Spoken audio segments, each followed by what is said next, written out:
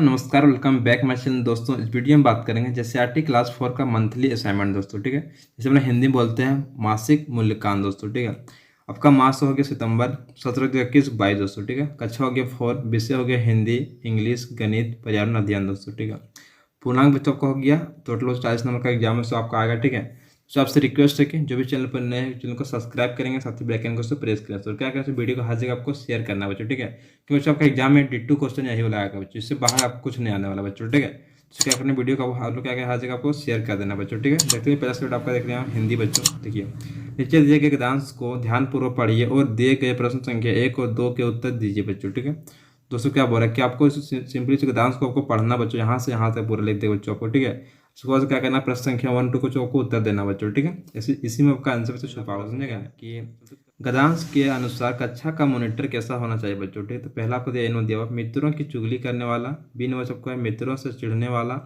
सी number सबका खुद को दुर्गम खा समझने वाला, डी नंबर सबका अध्यापिका के निर्देशानुसार काम करने वाला बच्चों। ठीक है, कैसा होना चाहिए, तो आपका सही ऑप्शन बच्चों हो जाएगा उसमें डी नंबर सही मारिए बच्चों। ठीक है, यानी कि अध्यापिका के निर्देशानुसार काम करने वाला बच्चों। ठीक है, चलते नेक्स्ट प्रश्न की प्रश्न नंबर दूसरा बच्चों, क्या बोल रहे समझिए। करेक्ट गया कि तू मॉनिटर क्या बन गया, खुद को दुर्गम खा समझने लगा।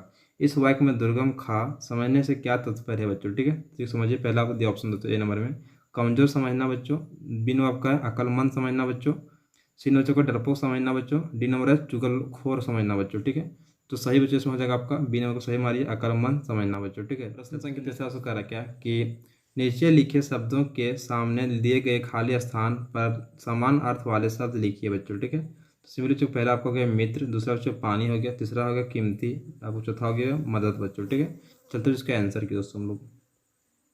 आपको देखिए, मित्र का हो जाएगा दोस्तों दोस्त। ठीक है, पानी का हो जाएगा जल बच्चों, कीमती का हो जाएगा बहुमूल्य बच्चों। ठीक है, मदद का हो जाएगा सहायता बच्चों। ठीक है, सभी को कॉपी में नोट डाउन कर ले बच्चों। चलते नेक्स्ट क्वेश्चन की दोस्तों लोग। चौथा सो कह रहा क्या कि निम्नलिखित वर्णों से युक्त एक एक शब्द लिखिए और उस शब्द से एक एक वाक्य भी बनाइए बच्चों। ठीक है, पहला आपका है डां, दूसरा आपका है ढां बच्चों। ठीक है, दोनों से क्या करना है, एक एक बच्चों शब्द लिखना, एक एक वाक्य भी बनाना बच्चों। चलते इसका आंसर की दोस्तों हम लोग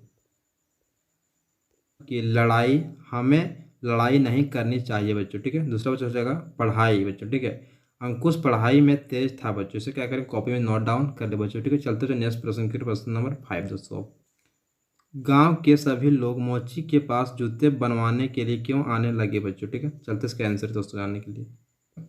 गांव के सभी लोग मोची के पास जूते बनवाने के लिए इसलिए आने लगे क्योंकि मोची ने गांव वालों से यह कहा कि कल मेरा सपने में आकाशवाणी हुई थी कि अब मैं अपने पूरे जीवन में जितने जूते बनाऊंगा उसमें से एक जोड़ा सोने का बन जाएगा बच्चों। ठीक है, इसे क्या करें, कॉपी में नोट डाउन कर ले बच्चों। चलते नेक्स्ट क्वेश्चन की हम लोग।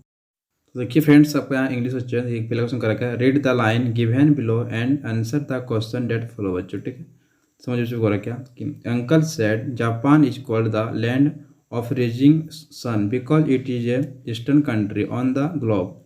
The rays of the sun follow first of Japan and later on other part of the globe. दोस्तों ठीक है, बोला क्या सिंपली, अंकल ने कहा जापान को उगते सूरज की भूमि कहा जाता है बच्चों क्योंकि यह ग्लोब पर पूर्वी देश है बच्चों। ठीक है, सूरज की किरणें वो पहले जापान और बाद में दुनिया के अन्य हिस्से पर पड़ती है बच्चों। ठीक है, तो पहला क्वेश्चन करें क्या कि why is Japan called the land of rising sun.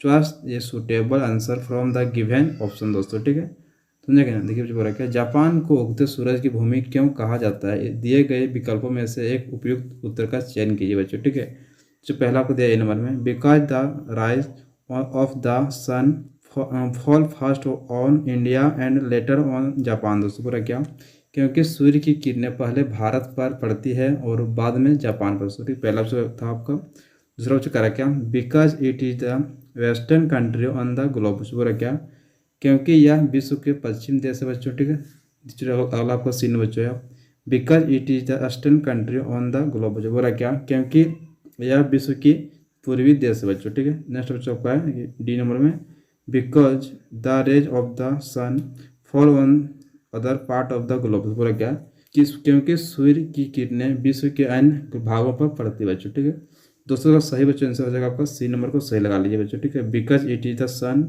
It is western country on the globe बच्चों, ठीक है। सी को बच्चों सही मान लिया दोस्तों, ठीक है। चलते नेक्स्ट क्वेश्चन की। क्वेश्चन दूसरा सा करा क्या कि choose a set of proper noun in the given line. The ray of the sun fall first on Japan and later on other parts बच्चों, ठीक है। दोस्तों बोल रहा क्या सूर्य की किरणें पहले जापान पर पड़ती है और बाद में अन्य भागों में बच्चों, ठीक है।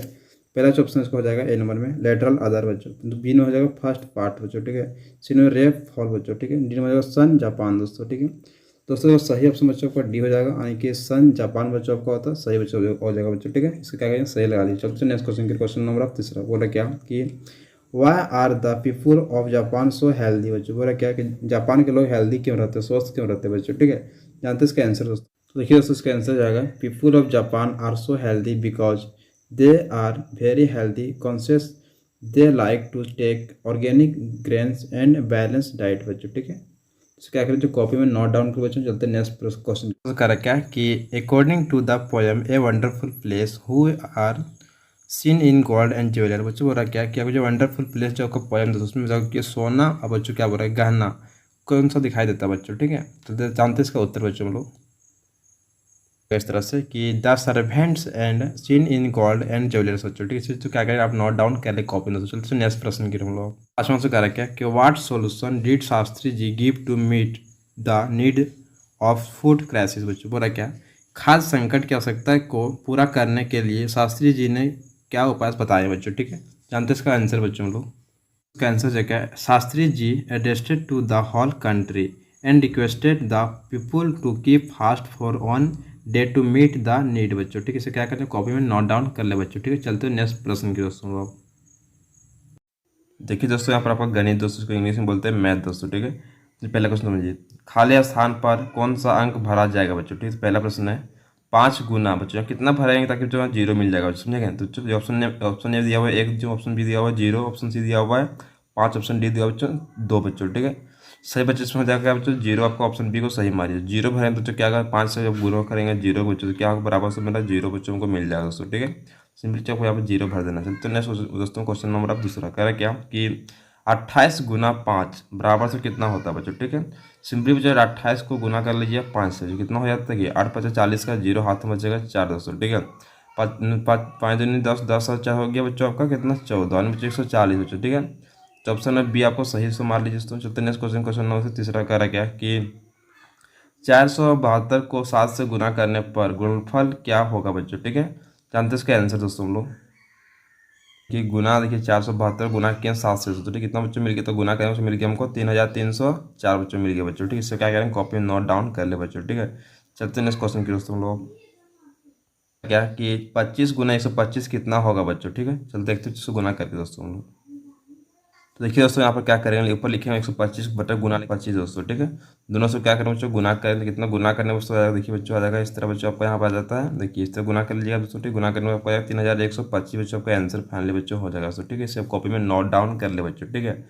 चलते चलो नेक्स्ट क्वेश्चन की दोस्तों हम लोग पाँचवा कह रहा क्या कि एक साइकिल का मूल्य 3229 रुपया है, 129 साइकिलों का मूल्य क्या होगा बच्चों, ठीक है। जानते हैं इसका सही आंसर हम लोग इस तरह से कि एक साइकिल का मूल्य बच्चों कितना हो जाएगा 3229 रुपया बच्चों, ठीक है। अतः 129 साइकिल का मूल्य कितना हो जाएगा 3229 से क्या करेंगे बच्चों गुना कर देंगे 129 सिंपल आ जाएगा मेरे यहाँ पर 41 बच्चों से फाइनली बच्चों कितना हो जाएगा 4,16,541 बच्चों इसका टोटल बच्चों दाम हो जाएगा दोस्तों, ठीक है। दोनों गुना कर लीजिएगा आपका आंसर बच्चों आ जाएगा। चलते बच्चों नेक्स्ट सब्जेक्ट के दोस्तों लोग, ठीक है। पर्यावरण अध्ययन दोस्तों सही विकल्प का चयन कीजिए। प्रश्न 1 है अंडे देने वाले जानवरों की क्या विशेषता होती है। ए नंबर से ऑप्शन में उनके शरीर पर बाल होते हैं, बी नंबर है उनके कान बाहर से दिखाई देते हैं, सी नंबर है उनके कान बाहर से दिखाई नहीं देते हैं और उनके शरीर पर बाल भी नहीं होते बच्चों। नेक्स्ट ऑप्शन डी नंबर है उनके शरीर पर बालों एवं रंगों के कारण अलग अलग प्रकार के डिजाइन या पैटर्न बने होते बच्चों, ठीक है।